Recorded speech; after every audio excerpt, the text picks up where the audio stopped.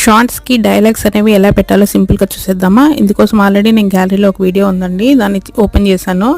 Just ఇక్కడ మనకి touch చేసామంటే యూజ్ దిస్ సౌండ్ అని వస్తుంది అనమాట. కింద కొలాబరేషన్ దగ్గర అక్కడ మనం వాళ్ళు ఆల్రెడీ పర్మిషన్ ఇచ్చింటారు కాబట్టి చూసుకోవచ్చు. దీనికి వచ్చేసి వాళ్ళు 14 సెకండ్ టైం ఇచ్చారండి. మనం ఆల్రెడీ ఒక 14 సెకండ్స్లో సేమ్ అదే టైంకి ఒక వీడియోని ప్రిపేర్ చేసి పెట్టుకుని జస్ట్ ఇక్కడ రౌండ్ మార్క్ ఉంది కదా, అక్కడ నుంచి మనం అప్లోడ్ చేసేయడమే అండి సింపుల్గా.